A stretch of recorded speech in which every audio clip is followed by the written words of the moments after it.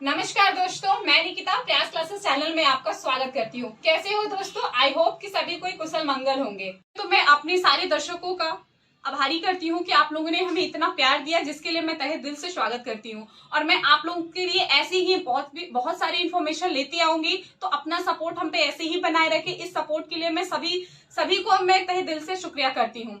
आगे आज का जो टॉपिक हम डिस्कस करने जा रहे हैं, जो हमारी आगामी परीक्षा यानी कि बीपीएससी री एग्जाम होने वाली है। आपको तो मालूम होगा कि बीपीएससी 67 री एग्जाम 60 अगस्त लास्ट मंथ में होने वाली है, तो उसकी तैयारी के विषय में हम आज बात करेंगे। इसके लिए एक हम बहुत ही बड़ी रणनीति को लेके आए हैं, एक बहुत जबरदस्त स्ट्रैटेजी के साथ आपके लिए लेके आए हैं, जो कि अगर आप कम समय है आपके पास में इस रणनीति इस स्ट्रैटेजी से चलते हैं, तो आपका जो पास होने की संभावना है 100% बढ़ जाएगी। तो आपको करना क्या है कि इस वीडियो को पूरे अंत तक देखना है, और प्लीज वीडियो को स्किप मत करिए। और आप अगर हमारे चैनल पे न्यू है तो सब्सक्राइब करना ना भूलें, ताकि आपको हमारी हर वीडियो का अपलोड मिलते रहे। तो चलिए बात करते हैं, जो आपकी रणनीति है किस तरह से स्ट्रैटेजी लगानी है। सबसे पहले तो हम आपके मन में एक क्वेश्चन आते होंगे कि क्या 1 महीना है, इस 1 मंथ में हम बीपीएससी क्वालिफाई कर पाएंगे? तो मेरा जवाब है कि हाँ, अगर आप इस रणनीति से स्टडी करते हैं तो बिल्कुल आप पास कर सकते हैं। तो अब सीधे डायरेक्ट पॉइंट पे चलते हैं, क्या है स्ट्रैटेजी। दोस्तों आपके लिए एक जबरदस्त आपको स्ट्रैटेजी लेके आई हूँ। अगर आप इस स्ट्रैटेजी के साथ स्टडी करते हैं ना, तो 110% है कि आप इस एग्जाम में क्वालिफाई कर पाएंगे। और विश्वास नहीं है तो आप इसको ट्राई करके देखिए, ठीक है। तो सबसे पहले मैं बात करूंगी कि इसमें पोर्शंस क्या है। इसमें टोटल आपको 8 विषय पे काम करनी है, यानी कि हिस्ट्री पे काम करनी है, ज्योग्राफी पे काम करनी है, इकोनॉमिक्स पे काम करनी है, पॉलिटी है, बिहार स्पेशल्स है, करंट अफेयर है, साइंस टेक्नोलॉजी से क्वेश्चन आएंगे, और मेंटल एबिलिटी यानी कि मैथ से क्वेश्चन आएंगे। तो इन सारे विषय पे आपको काम करनी है, ठीक है। और कैसे आपको काम करनी है, क्योंकि आपके पास अब 1 महीने बचे हैं और 1 महीने में रिजल्ट मिलेगी है। तो आप सोच रहे होंगे कि इतने कम समय में कैसे रिजल्ट होगा, लेकिन मैं आपको बताऊंगी कि अगर आप इस स्ट्रैटेजी के साथ चलोगे तो 110% आपको रिजल्ट होगा। तो गाइस प्लीज वीडियो को स्किप ना करें, फुल वॉच करें, ताकि आपको स्टेप बाय स्टेप सारा कुछ मालूम चले। तो चलिए बात करते हैं कि क्या है हमारा स्ट्रैटेजी। इसके बारे में बात करूंगी तो देखिए, बीपीएससी 67 अगर आप प्रीवियस ईयर का क्वेश्चन उठाएंगे, यानी कि प्रीवियस 5 सालों के क्वेश्चन देखोगे, तो जो ट्रेंडिंग में है करंट अफेयर से ज्यादा क्वेश्चन आते हैं, यानी कि करंट अफेयर से आपको 30 क्वेश्चन मिलेंगे, ठीक है। उसके बाद आता है मॉडर्न हिस्ट्री, जहां पे आपको 25 क्वेश्चन मिलेंगे। उसके बाद आते हैं बिहार स्पेशल, जहां आपको 15 क्वेश्चन यानी कि 15 क्वेश्चंस मिलेंगे। और आते हैं फिर साइंस टेक्नोलॉजी, जहां आपको 20 क्वेश्चंस मिलेंगे। यानी कि अगर मैं बात करूंगी इस सब में, तो ये आपका ट्रेंडिंग में रहा है। पिछले प्रीवियस ईयर में इन सब पोर्शन से ज्यादा क्वेश्चंस आती है। अगर टोटल बात करते हैं तो 30, 25, 15 आपका हो गया 70, टोटल हो जाए क्वेश्चन आपका 90 क्वेश्चन, ठीक है। अब आपको करना कैसे है गाइस, देखिए करंट अफेयर में 30 क्वेश्चंस है। अब इसको करना कैसे है, क्या पढ़ना है, ये सारी मैं आपको बताऊंगी। तो आप इसको सीक्वेंस वाइज सारा स्टेप बाय स्टेप देखिए। बात करते हैं कि ये रहा हमारा ट्रेंडिंग में और ये है हमारा नॉन ट्रेंडिंग में, ठीक है। तो पहले आता है पॉलिटी, यानी कि जो पॉलिटी से क्वेश्चन रहेगा, आपको मिनिमम टू मैक्सिमम 10 से 15 क्वेश्चन आते हैं, ठीक है। यानी कि पॉलिटी जो रहेगा, इससे आपको 10 से क्वेश्चन रहेंगे। अब आते हैं ज्योग्राफी में, यानी कि ज्योग्राफी आपका इंडियन ज्योग्राफी, वर्ल्ड ज्योग्राफी, यानी कि 10 क्वेश्चन आपका इससे भी मिल जाएंगे। उसके बाद बात करते हैं इकोनॉमिक्स के। इकोनॉमिक्स में भी आपको 10 क्वेश्चन आएंगे, 5 to 10 क्वेश्चन आपका इकोनॉमिक्स से रहेगा, जहां आपका करंट से भी रहता है, यानी कि इकोनॉमिक्स में करंट से भी आते हैं। अब आते हैं मैथ्स के बारे में, यानी कि मैथ्स में भी आपको 10 क्वेश्चन मिल जाएगी, ठीक है। तो आपका जो टोटल अगर क्वेश्चन देखे जाएंगे, इसके अलावा एक और है विविध, यानी कि विविध से भी आपको 10 क्वेश्चन रहेंगे, यानी कि टोटल आपका इधर हो जा रहा है 60 क्वेश्चन, यानी कि 90 and 60 आपका हो गया। तो हम बात कर रहे थे टोटल 150 पेपर हो रहे हैं, यानी कि दोनों को अगर मिला के देखेंगे तो आपका 150 हो रहा है, यानी कि 150। अब आपको देखिए स्कोर कैसे करना है। ट्रेंडिंग वाले जो पोर्शन है, एटलीस्ट इसमें आपको 70 to 75 के अंदर आपको लानी है, और ये लाना पड़ेगा, क्योंकि अगर अभी आप नहीं कर पाएंगे तो फिर कभी नहीं कर पाएंगे, ठीक है। कैसे करनी है ये भी मैं बताऊंगी, क्योंकि टाइम कम है, तो उसके अकॉर्डिंग ही हम एक सटीक तरीका लेके आए हैं, ठीक है। नॉन ट्रेंडिंग की बात करेंगे तो एटलीस्ट आपको यहाँ पे नॉन ट्रेंडिंग में से 30 to 35 के अंदर आपको लेके आना है, ठीक है, यानी कि 60 से 30 to 35 लेके आना है। अब हम दोनों को ऐड करेंगे तो आपका 100 से 110 के बीच में आता है। तो अगर आप इतने मार्क्स स्कोर कर लेते हैं तो आपको रिजल्ट होने से कोई नहीं रोक सकता है। अगर आप 100 मार्क्स लाएंगे तो भी आप पास हो जाएंगे, अगर आप 100 लेके आते हैं तो निश्चित रूप से पास हो पाएंगे। तो अब हम आगे बात करेंगे कि टाइम कम है तो किस किस टॉपिक पे क्या क्या पढ़ना। आपके मन में तो ये सवाल आ रही होगी कि हमको स्ट्रैटेजी पता चल गई कि किस पे फोकस करना है, बट टाइम कम है, अगर मैं इतने क्वेश्चंस उठाऊंगी तो पढ़ नहीं पाऊंगी। तो इसके लिए भी हम एक लेके आए हैं और आपको मैं बता रही हूँ एक सटीक कि कहाँ किस किस क्वेश्चन से आपको पढ़ना है। और लास्ट में मैं आपको एक बुक्स भी आपको प्रेफर करूंगी कि अगर उस बुक से प्रेफर करते हो, अगर आप पढ़ते हो तो बहुत अच्छा रिजल्ट होने की संभावना है। तो चलिए बात करते हैं आगे क्या क्या पढ़ने हैं। तो बात करते हैं कि क्या पढ़ना है। हमने आपको मार्क्स बता दी, स्ट्रैटेजी बता दी, अब इतने कम टाइम है तो आप क्या क्या पढ़ेंगे, ये समस्या का हल हम लेके आए हैं। और हम आपको एक सटीक तरीका बता रहे हैं कि अगर आप इस क्वेश्चन को पढ़ते हो तो आपके पास टाइम भी कम है और इजीली आप कवर कर पाएंगे। तो सबसे पहले बात करते हैं हिस्ट्री की, यानी कि इतिहास के बारे में।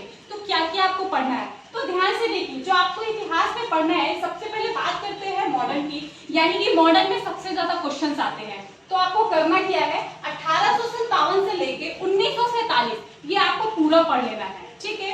अगर आप इसको पढ़ते हैं तो आपका 20 से 25 मार्क्स इससे रहेगा आपका मॉडर्न, जो आपका इजीली कवर हो जाता है, ठीक है। दूसरी चीज आते हैं, इसके साथ ही आपका एंशिएंट है। एक देखिए, सबसे ज्यादा क्वेश्चन आपका मॉडर्न में आता है, इसलिए आपको फोकस उस पर ज्यादा करना है।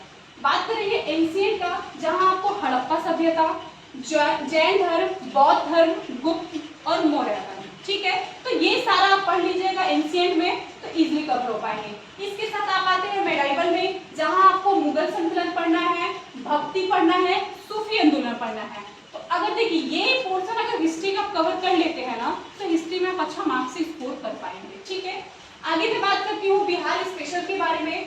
तो सबसे पहले बिहार स्पेशल में आपको देखना क्या है, यानी कि बिहार के इतिहास के बारे में जाननी है, जो कि आपका एंशिएंट हुआ, मॉडर्न हुआ, मेडाइवल हुआ, ये आपको तीनों पे ध्यान देना है बिहार के, ठीक है। उसके बाद बात करेंगे बिहार ज्योग्राफी के बारे में, जहाँ आपको नदियों के बारे में पढ़नी है, ऊर्जा के बारे में पढ़नी है, खेती के बारे में पढ़नी है, उद्योग के बारे में पढ़नी है, ठीक है। तो बिहार को आपको हिस्ट्री कर लेना है कवर, बिहार की ज्योग्राफी भी कर लेनी है कवर। अब आते हैं बिहार की पॉलिटी के बारे में, यानी कि बिहार का जो पॉलिटी पढ़ना है, जो कि आपको पंचवटी राज्य के बारे में पढ़नी है, ठीक है। और इसके साथ में आप अनुच्छेद कर लीजिएगा। तो अगर आप ये पॉलिटी का कोर्सेज कर लेते हैं तो अच्छे खासे इसमें आपका मार्क्स आप गेन कर सकते हैं, ठीक है। आगे मैं बात करूंगी इकोनॉमिक्स के बारे में। तो इकोनॉमिक्स में सबसे पहले तो आपको बजट पढ़ना है, और इकोनॉमिक्स की जहाँ बात आती है वहाँ आपको करंट अफेयर भी जुड़ जाता है। तो इकोनॉमिक्स की करंट, इकोनॉमिक्स की बजट, ठीक है, और यानी कि आपको आर्थिक सर्वे ये आपको कर लेना है, ठीक है। बजट के साथ में आपको आर्थिक सर्वे भी पढ़ लेना है।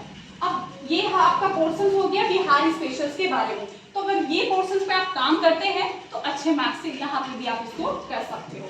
अब मैं बात करूंगी कि पॉलिटी के बारे में, यानी कि अब प्रॉपर आते हैं पॉलिटी में, जहां आपको पॉलिटी में सबसे पहले राष्ट्रपति पढ़ना है, संसद पढ़नी है, विधानसभा पढ़ना है, राज्यपाल पढ़ना है, अनुच्छेद के बारे में जाननी है, साथ ही आपको न्यायालय पढ़नी है, ठीक है।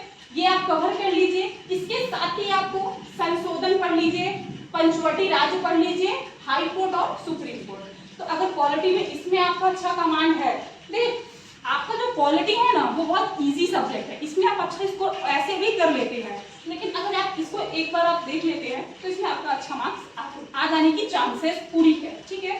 तो आप इसको कवर कर लीजिएगा। अब आते हैं इकोनॉमिक्स में। देखिए हमने इससे पहले भी बोला था कि इकोनॉमिक्स की जहाँ बात आएगी वहाँ करंट अफेयर भी जुड़ जाएगा। तो इकोनॉमिक्स में सबसे पहले आपको बजट देखना है, सर्वे देखना है, आर्थिक सर्वे देख लीजिए, साथ ही आप सरकारी योजना, आप जो सरकारी योजना है 2014 से 2022 ये पूरा कवर कर लीजिएगा। जितने भी सरकारी योजना है वो आप उसको कवर कर लीजिए। इसके अलावा आपको नीति आयोग पढ़ना है, ठीक है। नीति आयोग जो हमारे मोदी जी के द्वारा इसको लाया गया है, ठीक है। उसके अलावा गरीबी पढ़नी है, जनसंख्या, जनगणना के बारे में बात कर रहे हैं, यहाँ पे जनगणना भी बहुत इंपॉर्टेंट टॉपिक है, इसलिए आप इसको कवर कर लीजिएगा। साथ ही आपको पंचवर्षीय योजना, ये भी बहुत इंपॉर्टेंट टॉपिक है, आप इस पे भी बात करेंगे, तो ये भी आपको पढ़ना है। और ये सब कैसे पढ़ना है इसके लिए मैं एक बुक भी आपको प्रेफर करूंगी, तो वीडियो को पूरा वॉच करिए और आगे बढ़ते हैं।